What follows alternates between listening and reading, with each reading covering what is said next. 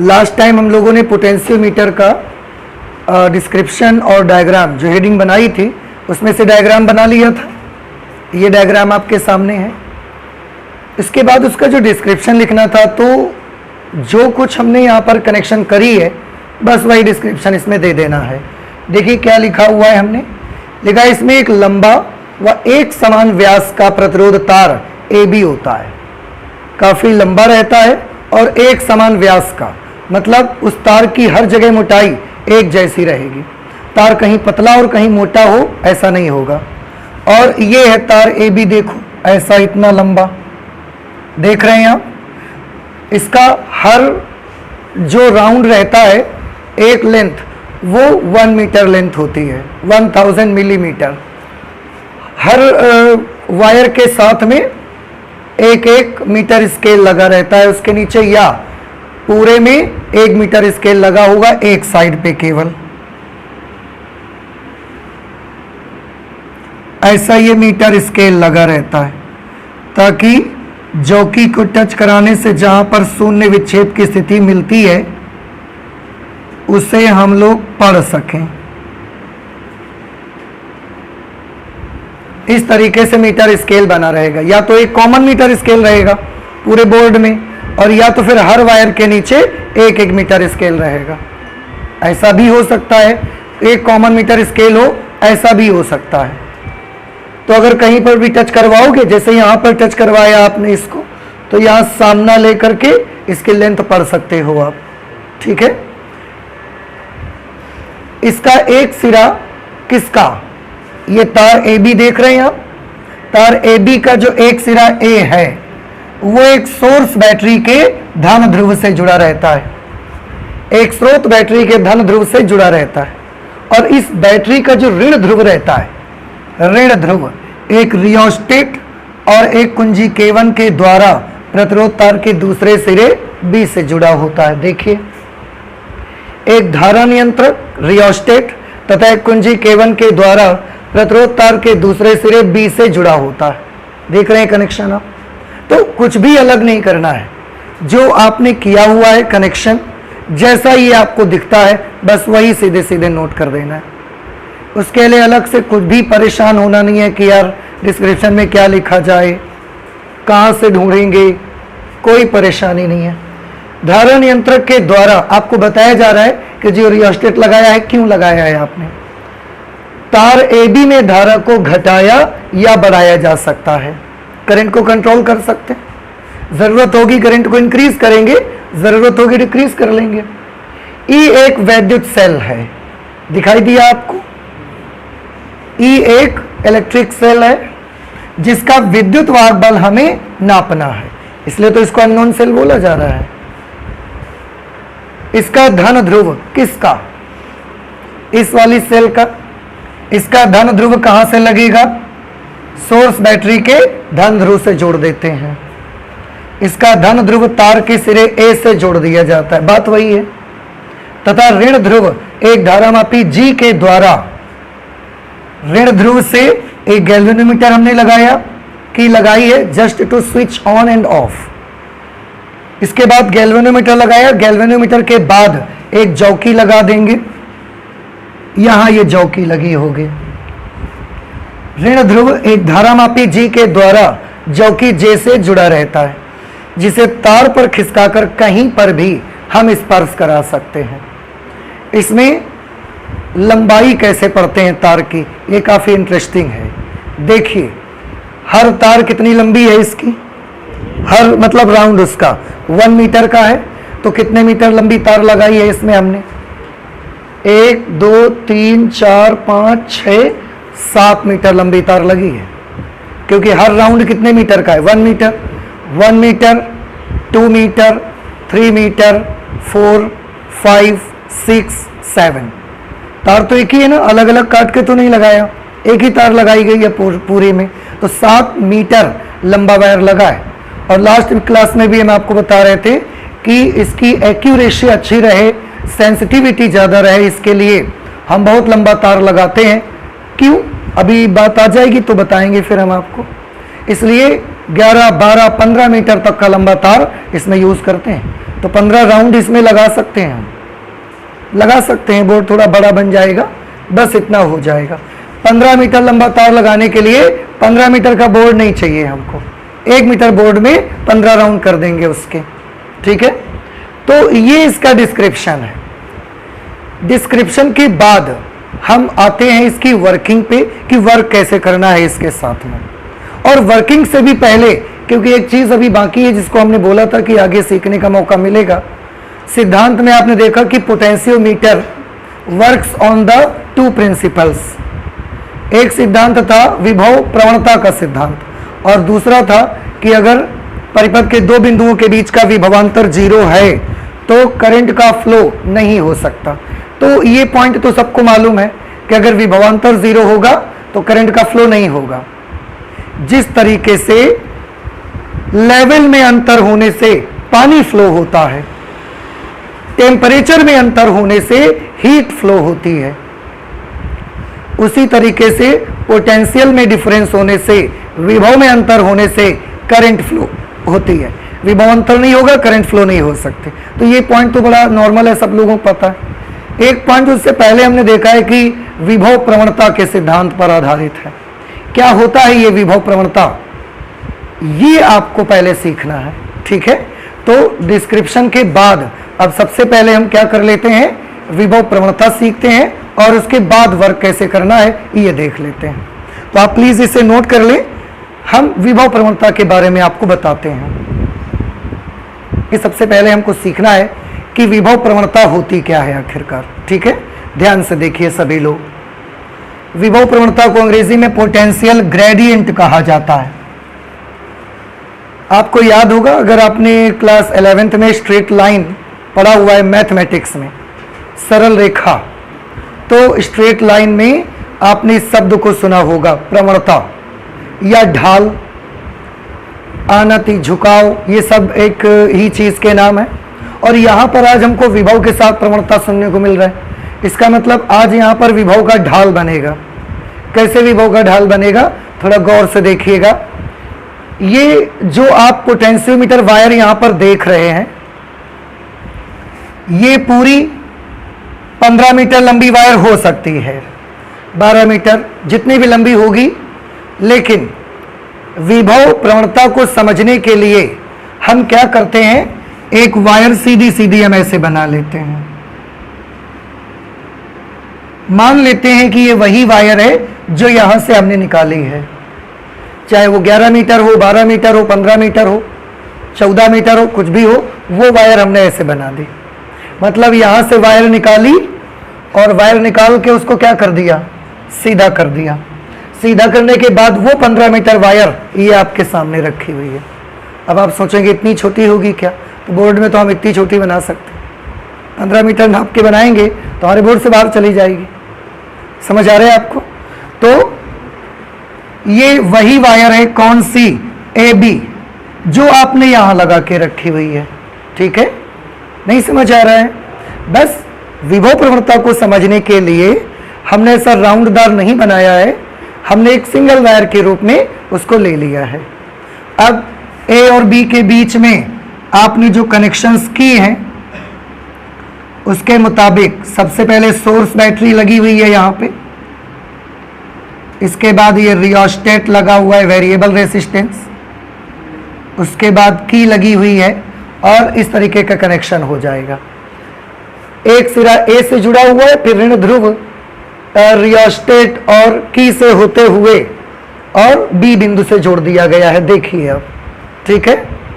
अब ये जो हमारी सोर्स बैटरी है, सोर्स बैटरी का अपना कोई ना कोई वोल्टेज होगा।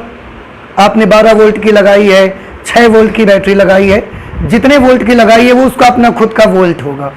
मान लिया कि हमने जो यहाँ पर बैटरी यूज की है वो V वोल्ट की सोर्स बैटरी है। अगर ये V वोल्ट की सोर्स बैटरी है तो इसका पॉजिटिव टर्मिनल यहां से कनेक्ट है, इसका नेगेटिव टर्मिनल यहां से कनेक्ट है। इसलिए V वोल्ट की इस बैटरी ने तार के सिरे A और B, इसके बीच कितना विभवांतर पैदा कर दिया होगा, V विभवांतर। अगर 12 वोल्ट की है तो A और B के बीच का विभवांतर कितना होगा, 12 वोल्ट। अगर 6 वोल्ट सोर्स बैटरी आपने लगाई है तो ए और बी के बीच का पोटेंशियल डिफरेंस 6 वोल्ट हो जाएगा। अब हमने क्या माना है कि जो हमारी सोर्स बैटरी है वो कितने वोल्ट की है, V वोल्ट की, इसलिए ए और बी के बीच का विभवांतर कितना होगा, कैसे, तो आंसर है इस सिरे का विभवांतर होगा V विभव और इस सिरे का विभव कितना होगा 0। समझ रहे हैं आप, इस सिरे का विभव V और इस एंड का पोटेंशियल 0। तो ये विभवमापी का तार है ए बी जो पूरा लगाया आपने इसमें।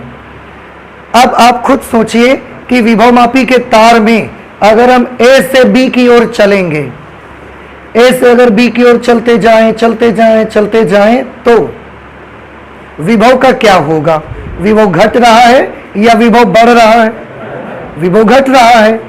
और जैसे जैसे एक हिस्से बी की ओर जाते जाएंगे पोटेंशियल कॉन्टिन्यूअसली डिक्रीज होता जाएगा। और हम देखते हैं कि अगर हम 1 मिलीमीटर डिस्टेंस भी चले जाएं, 1 मिलीमीटर डिस्टेंस, तो भी पोटेंशियल इसका क्या होते रहता है, लगातार घटते जाता है। मतलब हर एक मिलीमीटर चलने पर विभव में थोड़ी थोड़ी कमी आ जाती है। कुछ बात हमारी समझ आ रही है आपको? पूरे तार के दोनों सिरों के बीच का विभवांतर कितना है, V वोल्ट, ठीक है। और जब इस सिरे से इस सिरे की ओर चलोगे तो विभव लगातार क्या होते जाएगा, घटते जाएगा। देखिए कैसे, ये तार का सिरा A है और ये तार का सिरा B है। सिरे A का वोल्टेज कैसा है, V वेरी हाई, और सिरे B का वोल्टेज कैसा है, 0, बिल्कुल नहीं है, नहीं के बराबर। तो सिरे A का विभव कैसा है, बहुत हाई, V के बराबर वोल्ट है। और सिरे B का वोल्टेज कितना है, 0, मतलब इसकी जरा सी भी हाइट नहीं है, 0 पोटेंशियल है। और इसका पोटेंशियल V 12 वोल्ट 6 वोल्ट कुछ ना कुछ पोटेंशियल है। अब A का वोल्टेज इतना हाई है और B का वोल्टेज 0 है, उसकी हाइट कुछ भी नहीं है। अगर इन दोनों को आप ऐसा मिला देंगे तो आप ध्यान से देखिए कि जैसे जैसे A से B की ओर जा रहे हैं पोटेंशियल लगातार क्या होते जा रहा है, घटते जा रहा है। और इस पोटेंशियल में मुझे एक ऐसा स्लोप मिल रहा है, मुझे एक ऐसी ढाल मिल रही है। और इसीलिए, और ये ढाल किस चीज की है, विभव की। और ढाल को दूसरा नाम क्या रखते हैं, प्रवणता। इसलिए फिर से विभव की क्या मिली हमको, ढाल, ढाल का दूसरा नाम प्रवणता।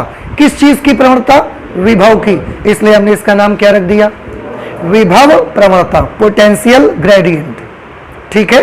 और देखिए आप यहां से 1 मिलीमीटर इधर अगर आ जाएंगे तो यहां पर पोटेंशियल इतना है, 1 मिलीमीटर आ जाएंगे तो पोटेंशियल बस इतना बचेगा, इसकी अपेक्षा थोड़ा कम हो गया। आप यहां पर आ जाएंगे पोटेंशियल बस इतना बचेगा, आप और यहां आ जाइए पोटेंशियल इतना बचेगा, यहां बस इतना विभव बचा। तो जैसे जैसे ए से बी की ओर हम बढ़ते हैं विभव लगातार क्या होते जाता है, विभव लगातार घटते जाता है। और इतनी सेंसिटिविटी उसमें होती है कि केवल 1 मिलीमीटर डिस्टेंस भी आप अगर चलते हैं, 1 मिलीमीटर, आप सभी को स्केल याद होगा और स्केल में मिलीमीटर के निशान भी याद होंगे आपको, कितने नजदीक नजदीक रहते हैं मिलीमीटर के निशान। अब ऐसे हो सकता है आपको ना दिखे, नहीं तो मिलीमीटर के निशान बहुत पास पास रहते हैं। और केवल उतनी सी डिस्टेंस पर जब आप चलेंगे ना, 1 मिलीमीटर चलो विभव कम हो गया, नेक्स्ट फिर 1 मिलीमीटर चलो पोटेंशियल फिर कम होते जाता है।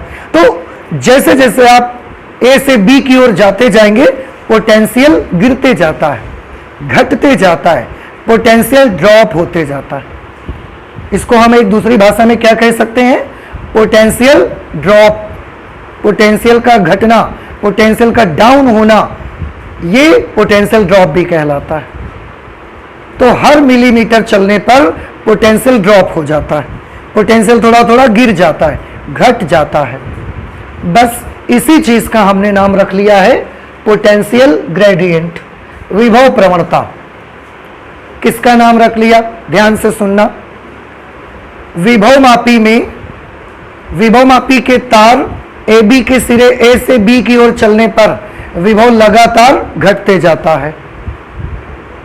विभव मापी तार में A से B की तरफ 1 मिलीमीटर डिस्टेंस चलने पर विभव में जितनी कमी आ जाती है, 1 मिलीमीटर डिस्टेंस चलने पर विभव में जितनी कमी आ जाती है, उसी को विभव मापी के तार की विभव प्रवणता कहते हैं। तो विभव प्रवणता हमें क्या बताती है कि 1 मिलीमीटर चलोगे तार में तो विभव में कितनी कमी आ जाएगी, ये विभव प्रवणता हमको बताती है।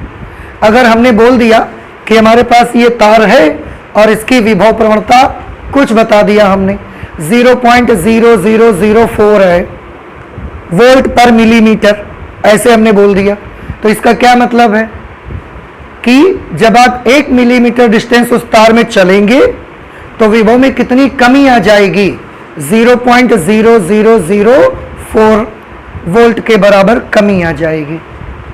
तो ये होता है विभव प्रवणता।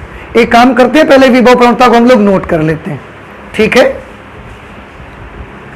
और ये जो ढाल बना हुआ है, इस ढाल को बोलते हैं पोटेंशियल ग्रेडियंट, विभव प्रवणता।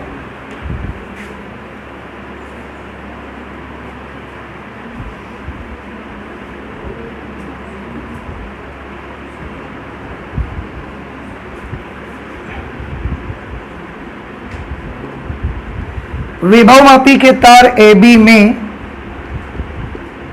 A से B की ओर चलने पर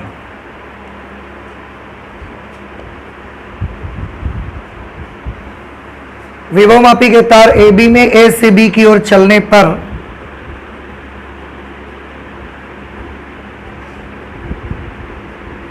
विभव का मान निरंतर घटता जाता है।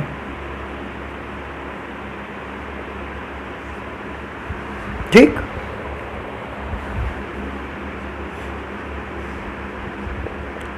तार में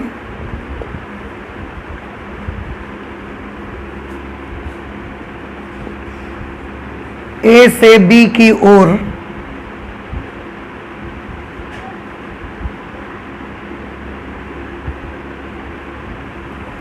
एक मिलीमीटर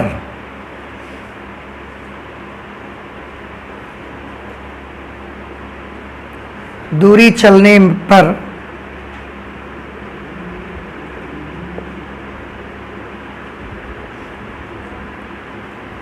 विभव में जितनी कमी या गिरावट आती है,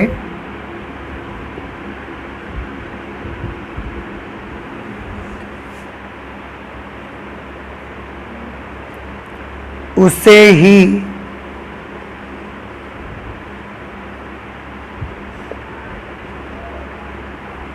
विभव मापी के तार की विभव प्रवणता कहते हैं।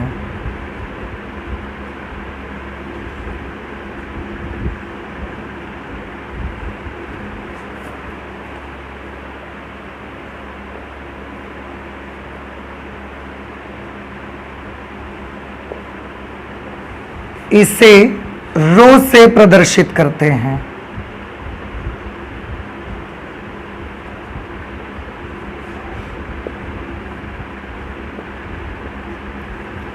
देखिए ये विभव प्रवणता है, एक बार फिर से मैं पढ़ देता हूं, आप ध्यान से सुने। विभव मापी के तार AB में A से B की ओर चलने पर विभव का मान निरंतर घटते जाता है।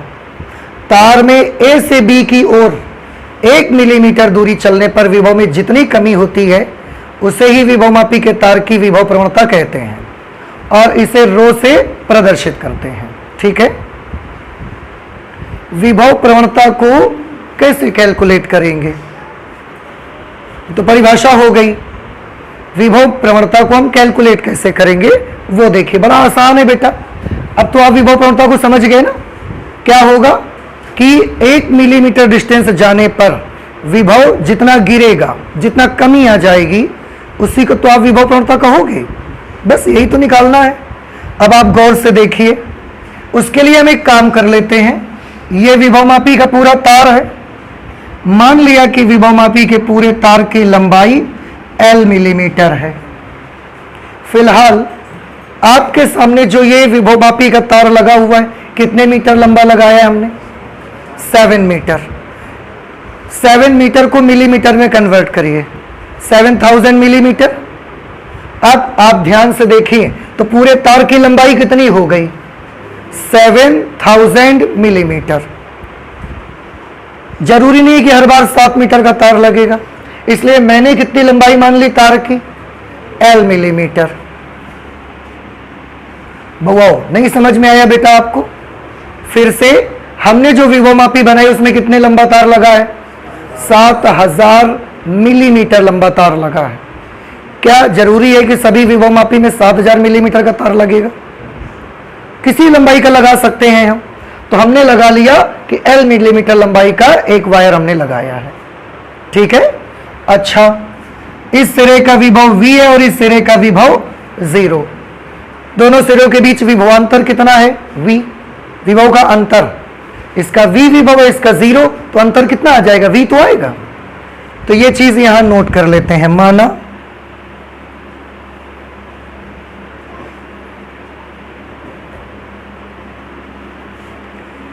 माना विभवमापी के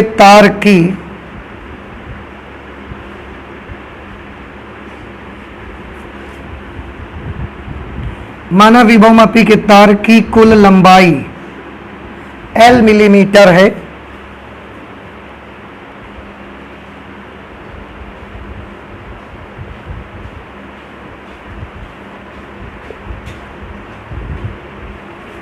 तथा उसके दोनों सिरों के बीच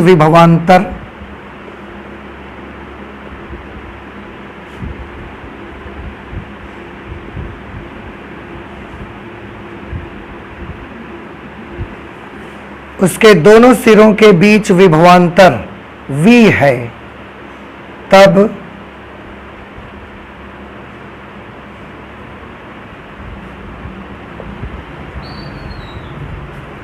विभवमापी के तार की विभव प्रवणता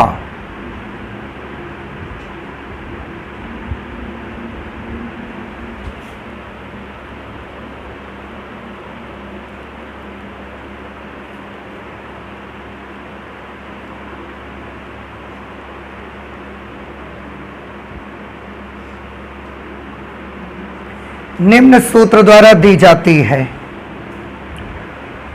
हमने मान लिया कि विभवमापी का जो तार है उसकी टोटल लेंथ L मिलीमीटर है और उसके दोनों सिरों के बीच का विभवांतर V है। तब विभवमापी के तार की विभव प्रवणता निम्न सूत्र द्वारा दी जाती है। अब सभी ध्यान से 1 मिनट के लिए समझ लें। यहां से विभव प्रवणता किसको कहते हैं? याद है सभी को? किसको? 1 मिलीमीटर चलने पर विभव में जितनी कमी आ जाएगी। क्लियर? अब जरा देखें, जब आप यहां से यहां तक चले जाते हैं तो विभव में कितने की कमी आ जाती है? यहां से यहां चले जाते हैं तो विभव में कितने की कमी आ जाती है? V, क्योंकि यहां V है और यहां जाके पूरा 0 हो गया, तो V वोल्ट की कमी आ जाती है। कितना लंबा चले गए आप? L millimetre. तो L मिलीमीटर चलने पर विभव में कमी V, तो 1 मिलीमीटर चलने पर विभव में कमी V/L। कितना सिंपल है यार। अभी भी नहीं समझ आया? फिर से देखो, बताइए मुझे, यहां से यहां तक जाएंगे कितना लंबा चलना पड़ेगा? L millimetre. विभव में कितनी कमी आएगी? V volt. तो L मिलीमीटर चलने पर विभव में कमी कितनी है? V। तो 1 मिलीमीटर चलने पर विभव में कमी V/L। कितना सिंपल सा है। और 1 मिलीमीटर चलने पर विभव में जितनी कमी आती है, इसी को तो पोटेंशियल ग्रेडियंट कहते हैं। तो पोटेंशियल ग्रेडियंट का सूत्र क्या बना बताइए? V/L। बस सूत्र द्वारा दी जाती है। क्या सूत्र है? रो इज इक्वल टू V/L। ये पोटेंशियल ग्रेडियंट का फॉर्मूला आ गया। ठीक है। और इसका यूनिट, अगर आप लेंथ को मिलीमीटर में मेजर कर रहे हैं तो वोल्ट पर मिलीमीटर, ये इसका यूनिट रहेगा, वोल्ट पर मिलीमीटर। लेंथ का यूनिट मिलीमीटर में लिखेंगे उस वक्त, ठीक है। ये इसका मीनिंग है। तो 1 मिलीमीटर लेंथ चलने पर पोटेंशियल में जितना ड्रॉप होता है उसी को हम बोलते हैं उस तार की विभव प्रवणता। और 1 मिलीमीटर चलने पर V/L के बराबर ड्रॉप आएगा। इससे हम उसका विभव प्रवणता कैलकुलेट कर सकते हैं, ठीक है। अब आप मुझे बताइए, क्या विभव प्रवणता आपको समझ में आई? नहीं समझ में आई तो बताइए, एक विभव मापी है, उसके तार की विभव प्रवणता रो है, क्या मतलब हुआ? अभी तो आप बोले कि हम समझ गए, और अब हमने पूछा तो आपका जवाब ही नहीं आया। एक विभव मापी है, उसके तार की विभव प्रवणता रो है, क्या समझेंगे आप इससे?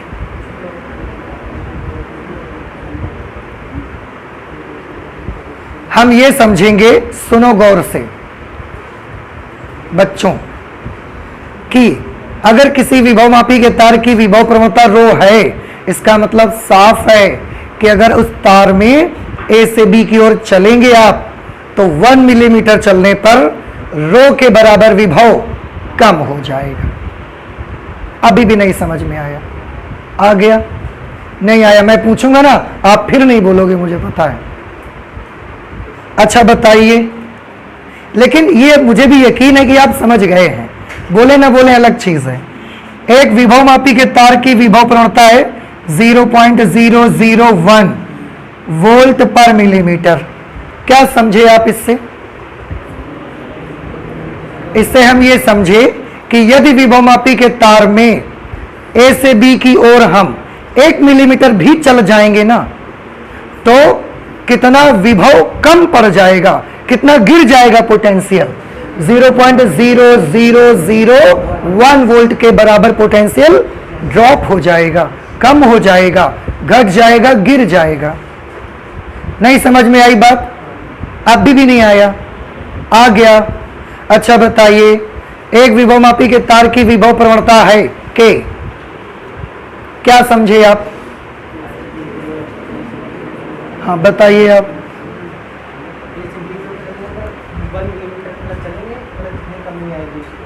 वो के बराबर आ जाएगी कि विभव मापी के तार में ए से बी की ओर 1 मिलीमीटर चलने पर के बराबर विभव कम पड़ जाएगा उसका। नहीं समझ आया? अब आ गया? ठीक है, चल पड़े आगे। So this is potential gradient. और पोटेंशियल के साथ ग्रेडियंट क्यों लगा पता चला आपको? क्योंकि पोटेंशियल में एक ढाल मिल रहा है मेरे को, एक ग्रेडियंट मिल रहा है, स्लोप मिल रहा है, that is potential gradient. Clear? अच्छा अब ये बताइए मुझे, 1 मिलीमीटर चलने पर पोटेंशियल ड्रॉप को क्या बोलते हैं? रो।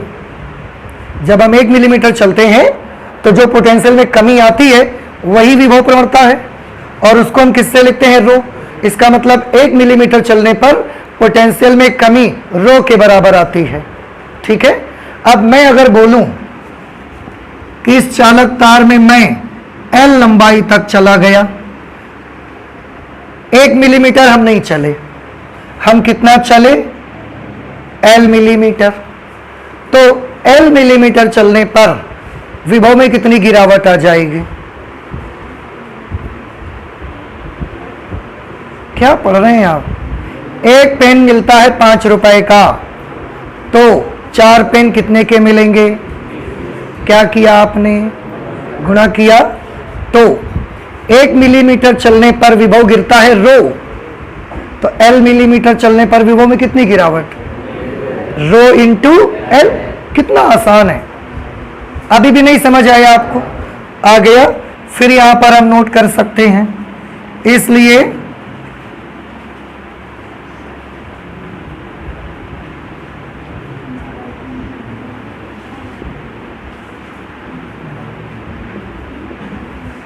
विभव मापी के तार में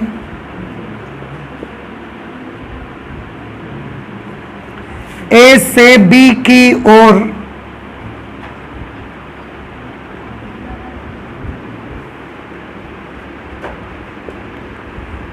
L मिलीमीटर दूरी चलने पर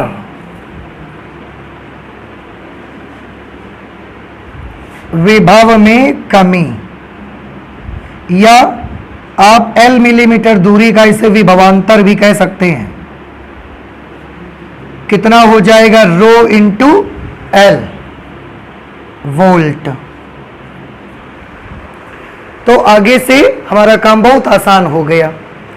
कोई हमसे पूछेगा 2 मिलीमीटर चलने पर विभव में कमी बताइए, तो क्या बताएंगे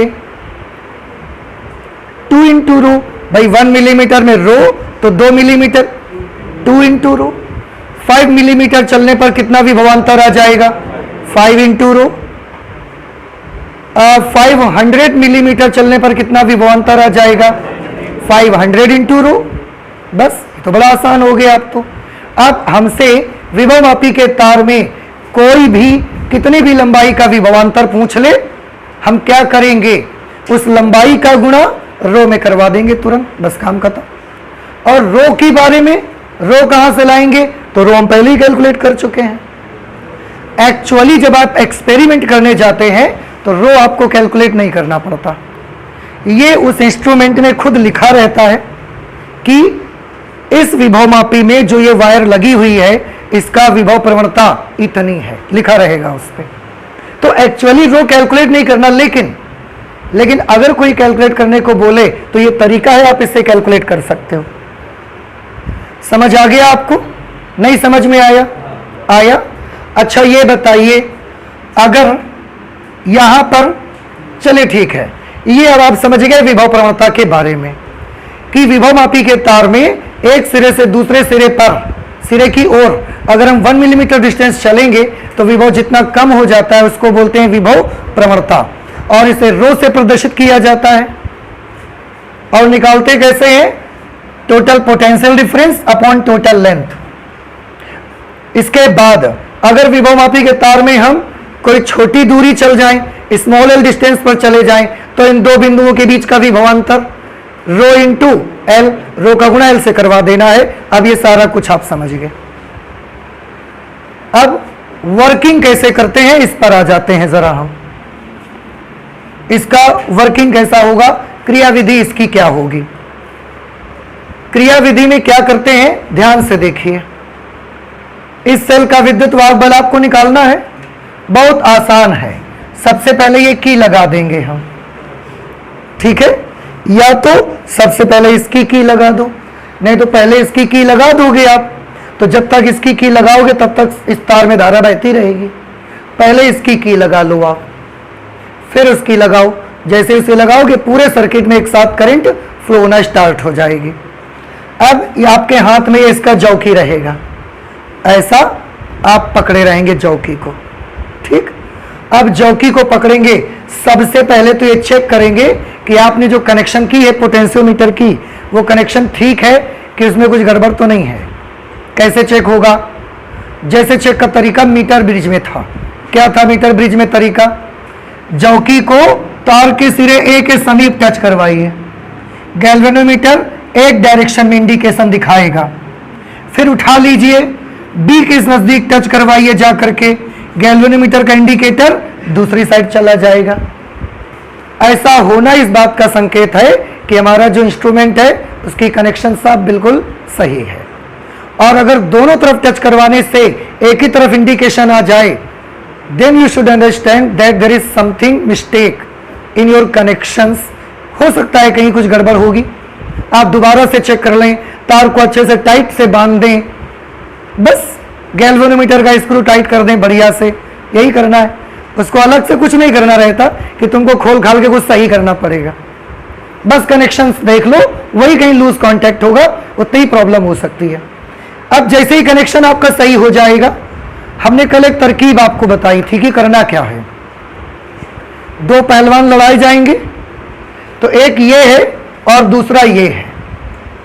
हम इस चौकी को अपने हाथ में पकड़ेंगे और हमने यहां टच करवाया, देखा कि गैल्वेनोमीटर का जो इंडिकेटर है वो इधर आ गया। कहां टच करवाया, यहां, तो गैल्वेनोमीटर का इंडिकेटर कहां पर आ गया, यहां। इसका मतलब करंट ले रहा है अभी। आप खिसकाते जाइए जैसे जैसे तार, और देखो तार में कैसे, तार ऐसा लगा हुआ है, लगा है तो हल्के हल्के पहले इधर ले जाएंगे, फिर इधर से ऐसे आएंगे जैसे लूडो की सांप सीढ़ी में होता है, याद है? एक तरफ से पहले ऐसा चलते हैं, फिर ऐसा चलते हैं, फिर ऐसा चलते हैं, फिर ऐसा चलते हैं, वैसे इसमें चलना है। ऐसा नहीं कि पहले ऐसे चले गए, फिर इसमें ऐसे चले गए, इसमें ऐसे चले गए, ऐसा नहीं है। क्योंकि तार का आप देखो तो कहां से आ रही है, पहले ऐसे टच कराते जाओगे बड़े हल्के हाथों से, आप तार में जौकी रख के कस के दबाओगे नहीं उसको। क्यों? आपने डिस्क्रिप्शन में लिखा है एक समान व्यास का तार लगा है, और अगर आप ऐसे रख के और धरी के दबा दिया हो तो वो तार वैसी जगह पर क्या हो जाएगी, पतली हो जाएगी, और डिस्क्रिप्शन बिगड़ जाएगा आपका। और तार का जो डायमीटर है वो यूनिफॉर्म रहना चाहिए at each and every point of the resistance wire, उसको बदलना नहीं चाहिए। तो आप टच करवाओ लेकिन शैतानी मत करो, उसको आहिस्ते से टच करो। और तरीका कैसे? तार में ऐसे टच करते जाओ, फिर इधर से ऐसे टच करते आओ, ऐसे टच करते आओ, और गैल्वेनोमीटर के इंडिकेटर को देखते जाओ। यहां टच करवाया ऐसा, यहां करवा दिया हल्का सा ऐसा हो गया, यहां टच करवाया और हल्का ऐसा हुआ, यहां टच करवाया और हल्का ऐसा हुआ। जब यहां पर हमने टच करवाया आके, हम क्या देखते हैं कि गैल्वेनोमीटर का इंडिकेटर बिल्कुल ऐसा जीरो पर दिखाता है हमको। गैल्वेनोमीटर का जीरो बिल्कुल ऊपर साइड, मतलब ऊंचाई पर होगा, यहां पर, इधर इधर नहीं होगा। अब चेक भी कर लो कि क्या वाकई में यही पॉइंट जीरो डिफ्लेक्शन का है। तो थोड़ा इधर ले जाओगे, खुद हल्की से सुई चल जाएगी इधर की तरफ, थोड़ा इधर करोगे हल्की ऐसे चल जाएगी। तो अच्छे से ट्रायल एंड एरर करते करते अच्छे से पता लगा लो कि यही वो पॉइंट है। कंफर्म कर लीजिए कि यही वो पॉइंट है। जब हम टच करवाते हैं तो गैल्वेनोमीटर का इंडिकेटर कहां आ जाता है? जीरो पर। और गैल्वेनोमीटर का इंडिकेटर जीरो पर आना, इसका मतलब इस समय बाय परिपथ में धारा नहीं जा रही है। और कल हम लोगों ने डिसाइड किया था लास्ट क्लास में कि अगर ऊपर वाली सेल की करंट ज्यादा होगी, वोल्टेज ज्यादा होगा, तो ये एंटी क्लॉकवाइज डायरेक्शन पे करंट को फ्लो करवाएगा। अगर नीचे वाली सेल की करंट ज्यादा होगी, वोल्टेज ज्यादा होगा, तो ये क्लॉकवाइज डायरेक्शन पे करंट को फ्लो करवाएगा। और अगर गैल्वेनोमीटर जीरो में रहेगा तो दोनों की ताकत कैसी हो गई? आपस में बराबर। और उस वक्त जितनी उसकी पावर होगी उतनी इस सेल की पावर होगी। और हमने वो पॉइंट पता लगा लिया। देखो, जहां पर जब हम टच करवाते हैं तो गैल्वेनोमीटर वाले रास्ते पर एक भी करंट फ्लो नहीं होती। इसका मतलब है इसकी ताकत और इसकी ताकत क्या हो गई है? उस वक्त बराबर हो गई, उस समय। या आप यूं समझ लें कि यहां से लेकर के यहां तक के लंबाई की तार का जो विभवांतर होगा वही इस सेल के विद्युत वाहक बल के या इस सेल के विभवांतर के बराबर हो जाएगा। देखो ये क्या है? विभवमापी का तार। और जैसे जैसे इसमें आप आगे बढ़ रहे थे विभव क्या होते जा रहा था? कम हो रहा था। अगर आप A से चलकर पूरा B तक पहुंच जाते तो विभव में कितना अंतर आ जाता? V।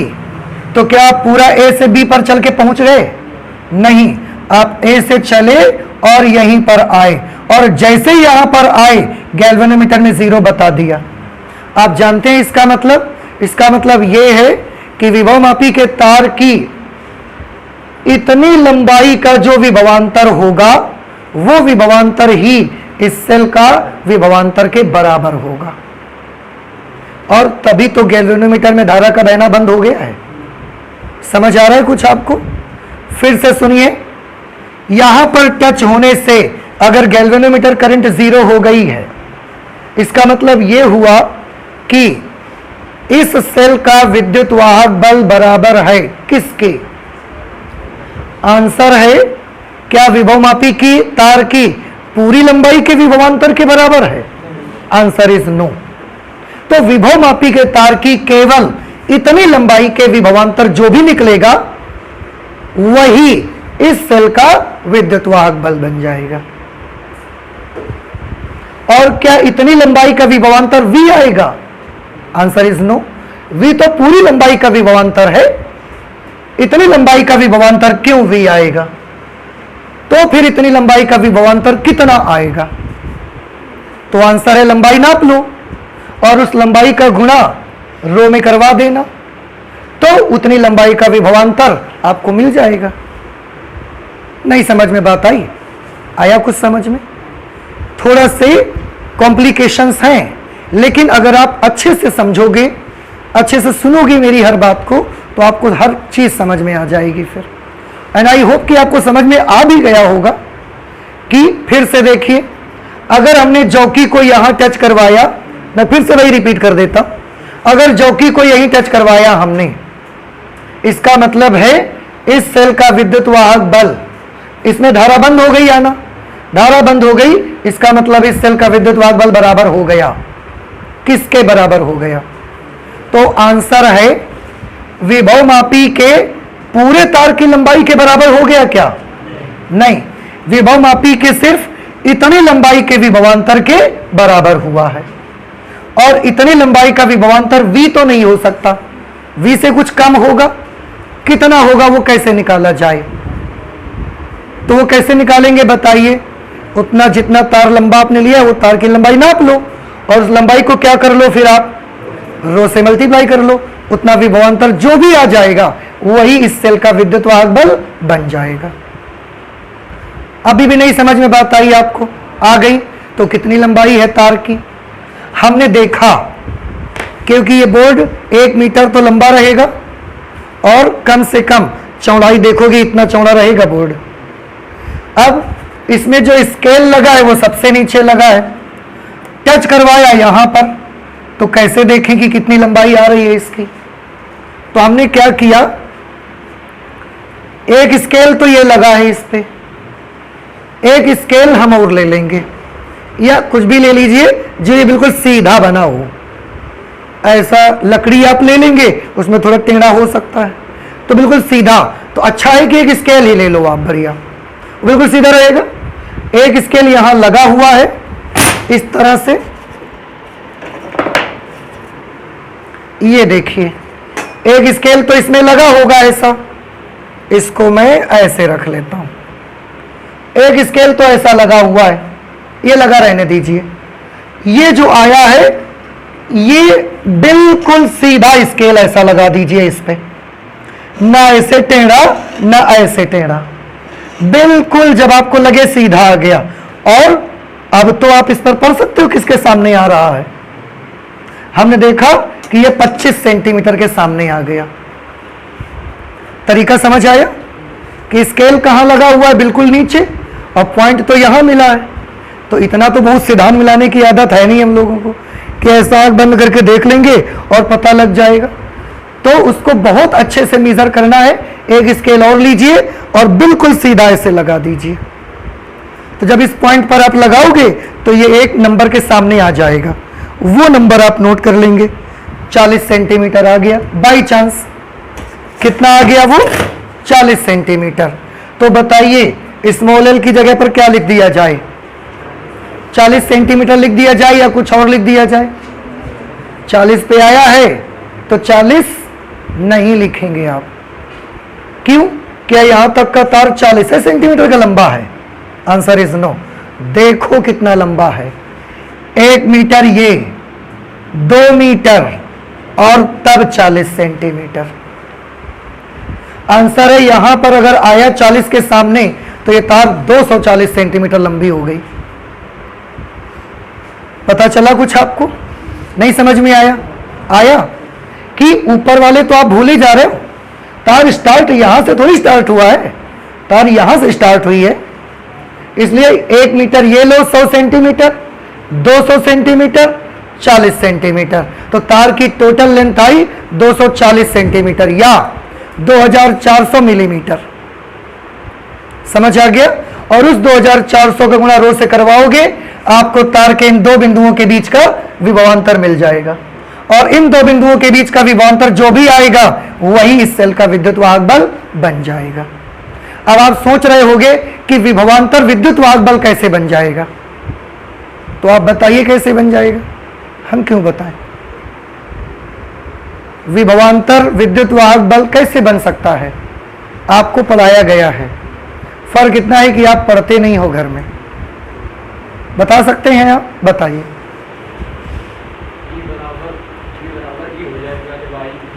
Very good. आपको एक कंडीशन बताई गई है, याद करिए। V is equal to E minus IR, and in this formula if the current flowing in the circuit is zero, अगर करंट जीरो हो जाए तो ये टर्म जीरो हो जाएगा, and at that situation potential difference will be equal to the EMF of the cell। उस situation पर तार के दो सिरों के बीच का विभवांतर सेल के विद्युत वाहक बल के बराबर हो जाएगा। याद करिए, कराया गया है कि नहीं कराया गया? कराया गया है। इसलिए तार के इन दो बिंदुओं के बीच का विभवांतर इस सेल का क्या बन जाएगा? क्या बन जाएगा? विद्युत वाहक बल बन जाएगा।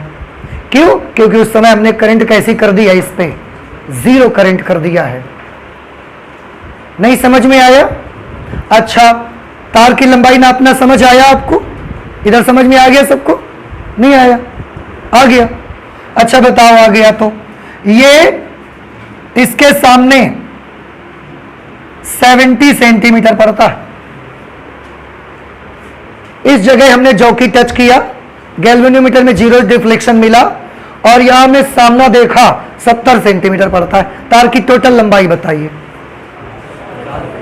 हाँ जी बेटा, 470। काउंट कर लेते हैं। 100, 200, 300, 400, 470। Very good. अभी आपको तार की लंबाई नापना समझ आ गया। तो केवल 70 नहीं लेना, ऊपर भी तो देखो कितना तार छोड़ के आए आप, क्योंकि वो भी तो उसी की लंबाई में शामिल है। अब आ रहा है समझ में?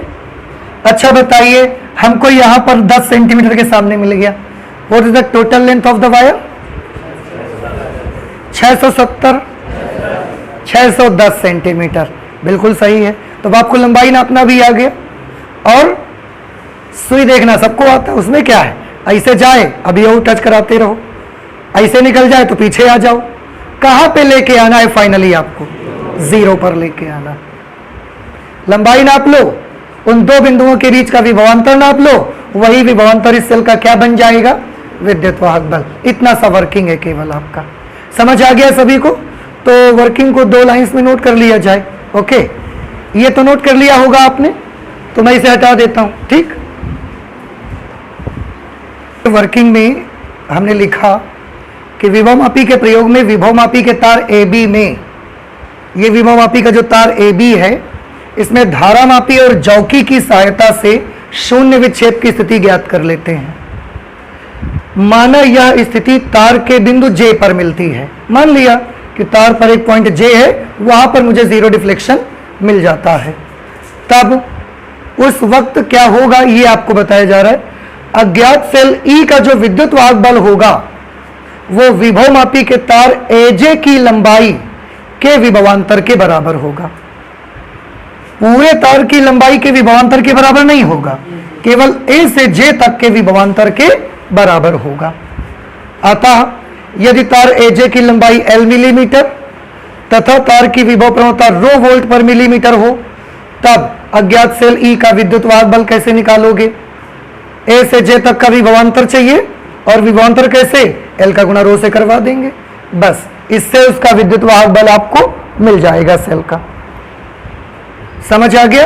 तो इसके एक्सपेरिमेंट में कुछ ज़्यादा खास नहीं है, लेकिन इम्पोर्टेंट है। क्लास 12th में आपको पोटेंशियोमीटर का एक्सपेरिमेंट करना आना ही चाहिए। समझ आ रहा है आपको? तो बस कनेक्शन बनानी है। आपको जो इंस्ट्रूमेंट मिलेगा उसमें कनेक्शन लगानी है। सबसे पहले कनेक्शन लगाने के बाद जल्दी से तार में टच करवा के शून्य विक्षेप की स्थिति ज्ञात कर लेनी है। जैसे ही शून्य विक्षेप की स्थिति मिलती है उसको पढ़ लो कितने सेंटीमीटर पर आ रही है, टोटल लेंथ नाप लो तार की, और उस लंबाई का गुणा ρ से करवा दो। बस इस सेल का विद्युत वाहक बल उतना ही आ जाएगा। अगर आपको लगे कि हो सकता है कहीं हमसे एक बार में कुछ गलती ना हो गई हो, तो आप 2 बार कर लो। 4 बार कर लो, 6 बार कर लो, 6 बार उसको एक्सपेरिमेंट को रिपीट कर लो, और रिपीट करने के बाद जितनी रीडिंग्स आती हैं उनमें से सबका एवरेज निकाल लो, बस। तब आपको उस सेल का विद्युत वाहक बल मिल जाएगा। समझ रहे? तो ज्यादा एक्यूरेटली आपको मिल जाएगा ईएमएफ किसी सेल का। तो देखो सेल का विद्युत वाहक बल आप कैसे नाप सकते हैं। और जब हम नाप रहे थे उस समय गैल्वेनोमीटर में धारा कितनी जा रही थी? कोई करंट नहीं बहती, इसीलिए इसको ये एनर्जी का लॉस नहीं करता, एनर्जी लॉस नहीं करता, तो बड़ी एक्यूरेटली ये मेजर करता है। और एक चीज देखिए, मैं आपको बताता हूं, विभव मापी में एक शब्द और आपको सुनने को मिला करेगा।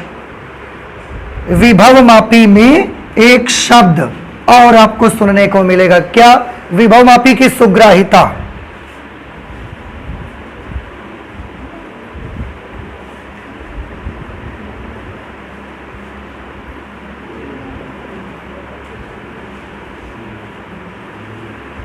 विभव मापी की सुग्राहिता, सेंसिटिविटी ऑफ पोटेंशियोमीटर।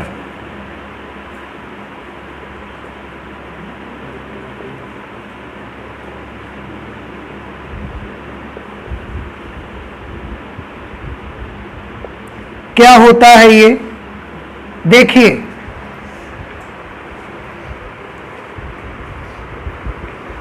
विभव मापी में भी एक आर्टिकल आपने देखा, विभव प्रवणता।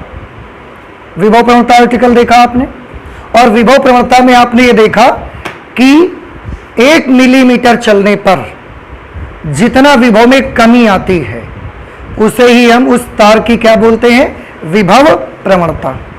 अब ध्यान से सुनिए, हमारे पास 2 पोटेंशियोमीटर हैं। मान लिया कि हमारे पास कितने पोटेंशियोमीटर हैं? 2। इस वाले पोटेंशियोमीटर के तार की विभव प्रवणता हम निकालने जाते हैं, तो वो विभव प्रवणता मिलती है 0.0004 वोल्ट पर मिलीमीटर। जो दूसरा विभव मापी है उसके भी तार की विभव प्रवणता हम नापने जाते हैं, 0.00001 वोल्ट पर मिलीमीटर आती है। तो अब ये बताइए कौन सा विभव मापी है जिसके 1 मिलीमीटर डिस्टेंस पर विभव की गिरावट अथवा विभव प्रवणता कम है? पहला वाला कि दूसरा वाला? दूसरे वाले में कम है, इसलिए हम कहेंगे कि दूसरा वाला ज्यादा सेंसिटिव है। दूसरा वाला ज्यादा सेंसिटिव है। सेंसिटिव मतलब वो अपना काम बहुत अच्छे से करता है। कुछ बात आपको समझ आ रही है? वो ज्यादा सेंसिटिव है मतलब वो अपना काम ज्यादा अच्छे से करता है। जैसे आप लोगों में से इतनी बड़ी क्लास में अगर बाई चांस आया कि कुछ भी मान लिया जाए, आ गया कि प्रवेश पत्र अभी बंटने, एडमिट कार्ड बंटने हैं और एडमिट कार्ड 15 दिन तक बंटेंगे। अब आप खुद सोचिए, कुछ बच्चे होते हैं उनको मालूम है कि 15 दिन तक एडमिट कार्ड बंटेंगे, लेकिन कुछ बच्चे होते हैं वो उनको चैन नहीं पड़ती है, वो आज ही जाके एडमिट कार्ड लाएंगे ही, चाहे उसके लिए जो करना पड़े, कितनी भी मेहनत करनी पड़े, कितनी भी धूप हो, बारिश हो, सर्दी हो, वो नहीं देखते। कुछ होते हैं कहीं अबे तो 15 दिन तक बटेगा, कुछ के मन में ये रहता है अभी तो 15 दिन बटेगा, फिर देखेंगे। तो इन दोनों में सेंसिटिव कौन? जो सबसे पहले अपना काम करता है वो ज्यादा सेंसिटिव है, और जो काम को टालता रहता है लगातार, कल करेंगे, परसों करेंगे, उसके बाद करेंगे, वो स्टूडेंट कम सेंसिटिव माना जाएगा। इसी तरीके से जो पोटेंशियोमीटर के तार के सिरों के बीच में 1-1 मिलीमीटर पर विभव जितना कम होगा ना, हम मानेंगे कि वो उतना ही ज्यादा सेंसिटिव है। क्यों? क्योंकि देखो, आप खुद अंदाजा लगा सकते हो, ये वाला पोटेंशियोमीटर है, 1 मिलीमीटर के बीच में इतना वोल्टेज है तो नाप पा रहा है, और ये 1 मिलीमीटर के बीच में इतना कम वोल्टेज को भी क्या कर लेता है, तो 1-1 मिलीमीटर पर बहुत कम वोल्टेज है ना, उसके बावजूद भी ये नाप के दिखा देता है आपको। इसका मतलब ये ज्यादा अच्छा है। नहीं समझ में आ रही है? आई बात समझ में? फिर से सुनिए, 1 मिलीमीटर में ज्यादा वोल्टेज है, कोई भी नाप सकता है। प्रॉब्लम कब होगी? जब 1 मिलीमीटर का वोल्टेज कम हो और उसके बाद भी एक इंस्ट्रूमेंट आपको नाप के दे दे, इसलिए उसको कैसा माना जाएगा? ज्यादा सेंसिटिव माना जाएगा। समझ आपको आ रहा है कुछ? कि पोटेंशियोमीटर वायर की 1 मिलीमीटर के बीच वोल्टेज जितना कम होगा वो पोटेंशियोमीटर उतना ही ज्यादा सेंसिटिव माना जाएगा। क्योंकि ऐसा हम सोचते हैं कि बड़े वोल्टेज को तो कोई भी नाप सकता है, कम से कम वोल्टेज को जो नाप के दिखाए, जैसे एक लाइन ये और एक लाइन ये, सबको अलग अलग दिख रही है। पीछे तक जो बच्चे बैठे हैं उनको भी ये लाइन अलग अलग दिख रही है। लेकिन अगर हम एक लाइन बिल्कुल ऐसी बना दें,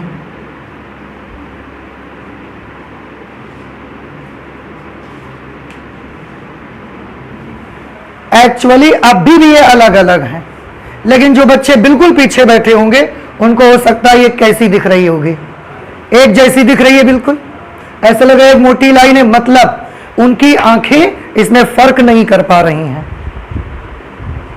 समझ में आया?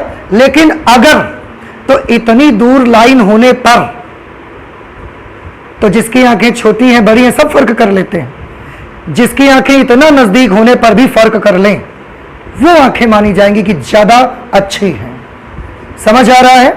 तो कम से कम पोटेंशियल डिफरेंस होने पर भी जो इंस्ट्रूमेंट नाप के दे देगा हमको, उसको मानेंगे कि वो कैसा है?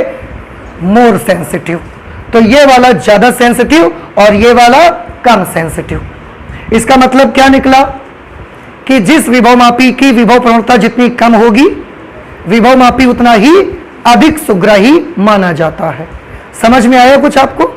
तो यहां पर एक लाइन में लिख लेते हैं,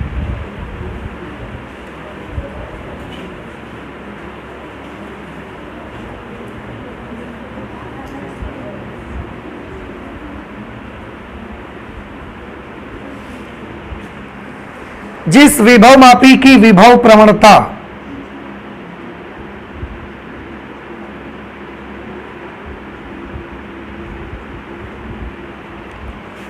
जिस विभवमापी की विभव प्रवणता जितनी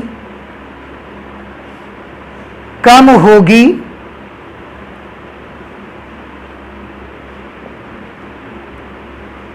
वह उतना ही अधिक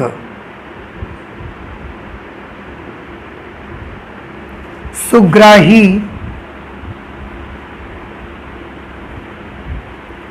माना जाता है। तो किसी भी विभवमापी की सुग्राहिता किससे नापी जाती है? विभव प्रवणता से। और कैसे? विभव प्रवणता जितनी कम होगी वो उतना ही ज्यादा सुग्राही माना जाएगा। अब समझ आ रही बात आपको? फिर से बताइए, सेंसिटिविटी ऑफ पोटेंशियोमीटर किससे नापेंगे आप? विभव प्रवणता से। किसकी सुग्राहिता ज्यादा होगी? जिसकी विभव प्रवणता कम होगी। अब आप ध्यान से देखें तो विभव प्रवणता कम किसकी होगी? भाई वो ज्यादा सुग्राही होगा जिसका पोटेंशियल ग्रेडियंट कम होगा। तो किसका पोटेंशियल ग्रेडियंट कम होगा? देख लेते हैं। रो का फॉर्मूला क्या था? V क्या चीज है? पूरे तार के दोनों सिरों के बीच का विभवांतर। वो तो जितनी बैटरी लगा दोगे उतना विभवांतर आपको मिल जाएगा। L क्या चीज है? तार की लंबाई। तार ज्यादा लंबा होगा तो विभव प्रवणता कम होगी, और तार कम लंबा होगा तो विभव प्रवणता ज्यादा होगी। अब ध्यान से देखिए, सुग्राहिता बढ़ाने के लिए विभव प्रवणता को कैसा करना पड़ेगा? देखो आप, जितनी कम होगी उतना ही अधिक सुग्राही माना जाएगा। तो अगर आप चाहते हैं कि पोटेंशियोमीटर की सेंसिटिविटी बढ़ जाए, अधिक सुग्राही हो, तो विभव प्रवणता कैसी होनी चाहिए? कम। और विभव प्रवणता कम कैसे हो सकती है? जब तार की लंबाई तो बढ़ा दो, इसीलिए लगाया जाता है 15 मीटर लंबा तार। नहीं तो इतना लंबा तार लगा के काम करो ना अपना। क्यों इतना बड़ा लगाते हो यार? समझ रहे हैं? तो कभी कभी ये भी पूछ सकता है कोई कि विभव मापी में इतना लंबा तार लगाने की आवश्यकता क्या है? क्योंकि विभव मापी में जितना ज्यादा लंबा तार लगेगा विभव प्रवणता उतनी ही कम होगी, और विभव प्रवणता जितनी कम होगी विभव मापी उतना ही ज्यादा सेंसिटिव होगा, और उतना छोटा छोटा वोल्टेज भी हमें नाप के दिखा दिया करेगा। वो नहीं समझ में आया? And this is the reason कि विभव मापी में हम छोटा तार नहीं लगाते, बहुत लंबा तार यूज करते हैं। समझ आ गया सभी बच्चों को? ठीक है, फिर से सुग्राह्यता बढ़ाने के लिए क्या करना पड़ेगा? विभव मापी के तार की लंबाई बढ़ा दो। तार की लंबाई बढ़ेगी, पोटेंशियल ग्रेडियंट कम हो जाएगा, पोटेंशियल ग्रेडियंट कम होगा, सेंसिटिविटी बढ़ जाएगी उसकी। और यही रीजन है कि विभव मापी का तार बहुत अधिक लंबा लगाया जाता है। ठीक है, so this is all about potentiometer. Potentiometer में एक चीज अभी बाकी रह गई है, उसके एप्लीकेशंस, उसके अनुप्रयोग क्या हैं। अब वो एप्लीकेशंस हम लोग नेक्स्ट क्लास पे पढ़ेंगे। तो आज पोटेंशियोमीटर में इतना ही रखते हैं, फिजिक्स में इतना ही रखते हैं, चलते हैं, मिलते हैं अगली क्लास पे। Thank you.